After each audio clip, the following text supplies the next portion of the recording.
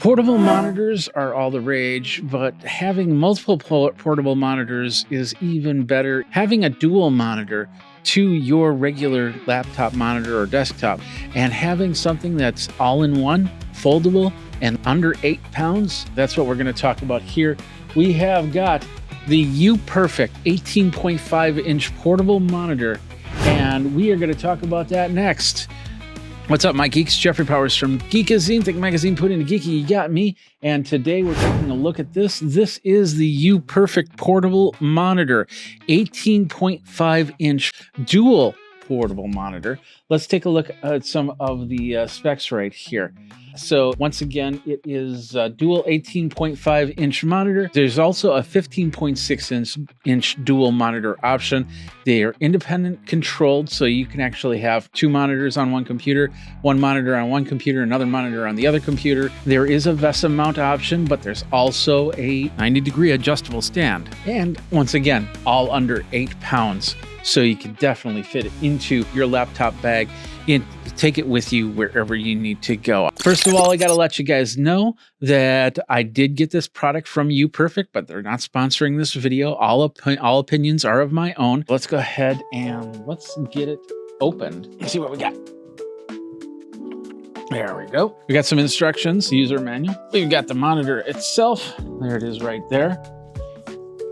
Feels pretty hefty, but of course, once again, it is 18.5 inches. We've got some cables. They're HDMI to HDMI mini cables. We've got USB-C to USB-C. We got 2 of them, because remember, these are independent control, which means that you'll be able to put one laptop on one monitor, another laptop on another monitor. This little box right here, that is the plug. It is USB-C 5 volt 3 amp. I have a feeling that the 3 amps is because it's going to be powering 2 monitors at the same time. So if this is the case, this is the only plug that comes with it, that means that you can power both monitors with one plug. I'll flip this around. We'll go ahead and open that, pull that out. Immediately, I see on the back here, you might not see it, but this is the VESA mount screws right here. I didn't see any VESA mount screws. I see it's a smaller VESA mount too. Keep that in mind if you're getting a mount for your computer. These are meant for the standard pneumatic style arms. On the bottom here, you can see the kickstand. That's 90 degrees for that kickstand. So we're gonna open it up. There we go. We've got some plastic on here.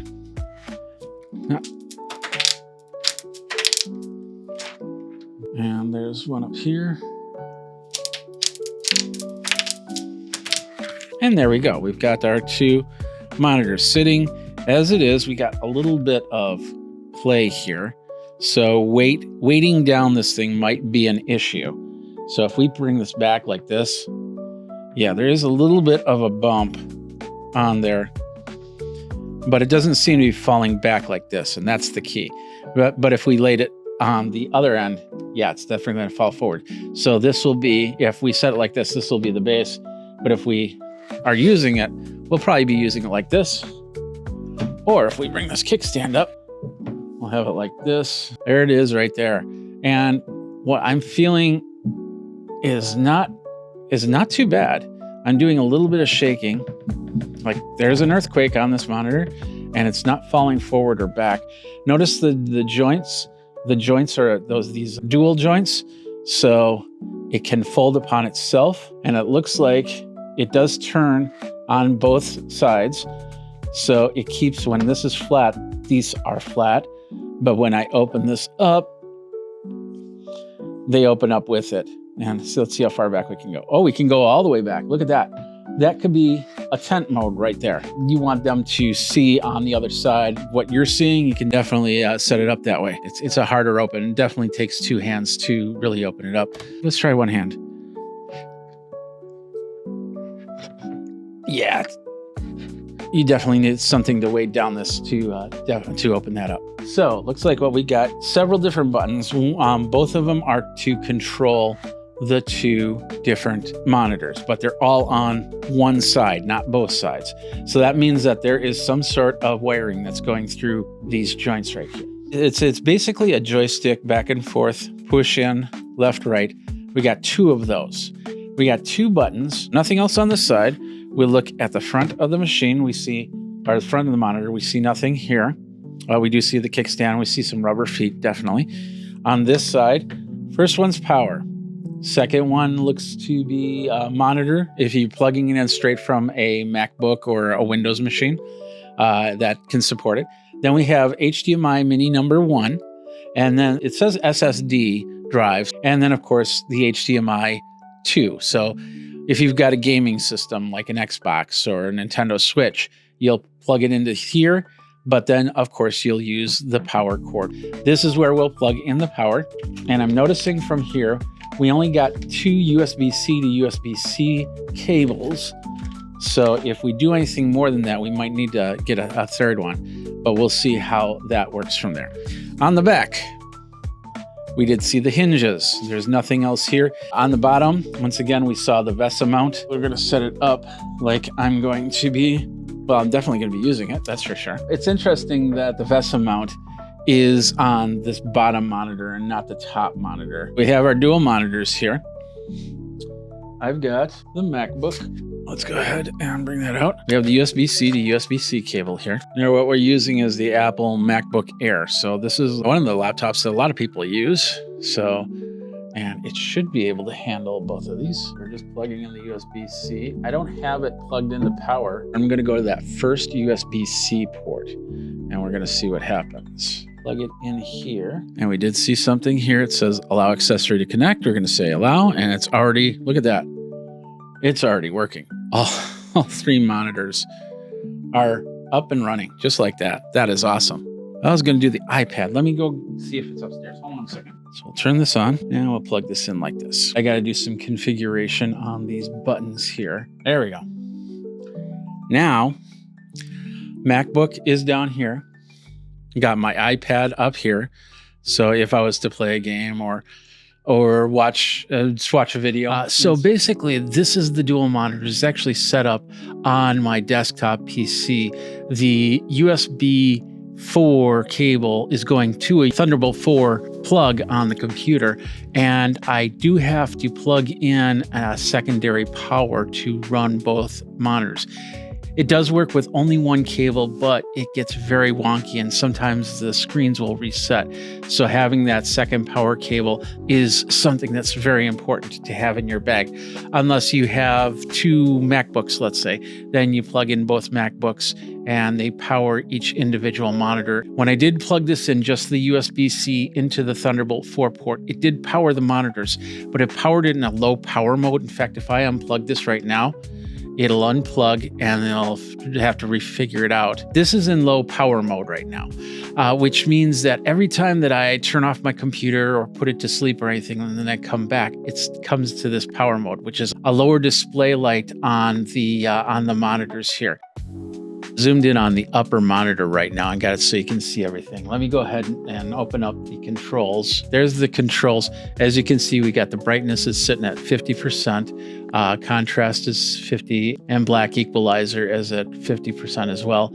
We got game mode at standard, and we have different options here. Let's go through them. If you press on the joystick, that'll take you through the selections. If you hit the button above it, that'll take you back here, and then you bring it down and we get to the other options. We've got the color effect.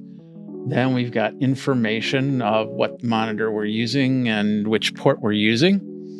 We can reset everything. We got some advanced settings right here. We got the temperature and the OSD settings. And then we're back to picture. And like I said, this is for both monitors, and this is controlling the upper monitor. So the lower monitor, if you do the same thing with the joystick, not the button, the joystick, you'll get that same thing. Let's go to the bottom monitor and show you the other set of controls. Now this is the lower monitor, whereas on the top, we only see this right here to change the monitor. We now have some extra options, and those options will allow us to clone the monitors, so the same thing on top is on bottom, make them separate monitors, make them all one main monitor, so both monitors would act as one monitor, and then of course separate monitors coming from different computers. So those are the options that you have, and then once again on the bottom. We have the picture, and we have all the settings that we saw on the upper one. All right, let's talk about a few things here. Like I said, I've been running this for a couple weeks now on my main computer. It actually replaced one of my single 1080p monitors. When it goes through the sequence mode, that's basically one screen stretched onto two monitors, it's 1920 by 2160. Of course, with the two separate monitors, you get 1920 by 1080. It doesn't matter which way you go. You can change the resolution, but that's going to be the best resolution that you're going to get from these monitors. The fact that you have to plug in another cable to go and give it extra power for that to work is kind of a little bit of a disappointment, but not a big deal, as I have this now static on my rig. But if I was traveling, you want to make absolutely sure that you bring that power plug that I talked about earlier, the one with 3 amps. If you try to pull one of those out of the junk drawer, it might not have the ability to power that monitor. So keep that in mind. The next thing is, if you're using each monitor to different machines, you might need to get an extra USB-C cable to power it, especially if that second monitor is like a gaming system and you're using the HDMI over the USB, because you might run into some brownout issues if you don't bring that cable. So it's very important that you have that power cable by the side. The one interesting thing about it is the monitors do have a sensor in it. So when you put it into tent mode, it'll actually flip the screen. So when you're showing it to somebody else, you can bring it down and then they'll see it upright. And then if you bring the monitor back up, it will flip so you see it upright, which is really cool. My computer's on wheels on a cart, and I move it around all the time. In fact, I moved it around to show you the screens there. The upper monitor is not on the vest mount, the lower monitor is. And I was a little concerned that those hinges were not going to hold that well. But I've been moving it around, and those hinges keep that top monitor in place. I don't have any problem with that. Finally, there's no memory inside of the dual monitors. So if you make changes by powering it off and unplugging that bottom cable, if you plug it back in, turn it back on, those changes are gone. You'll have to reset things up. So keep that in mind as well. One last thing is, it does not do HDR mode. So if you're planning to use it for color grading or anything like that, you might want to use a monitor that does do that. But if you need something that holds your web page up or holds a control box up so you can see it, so you don't have to drag it over to the main window every single time to get to it. But of course, what are you going to be using your uPerfect 18.5-inch dual monitor for? Let me know in the comments below. Go ahead, like, subscribe, comment, bell notification over at youtube.com/Geekazine, or go over to Geekazine.com. Thanks a lot for watching. Until next time, you guys geek out and compute on.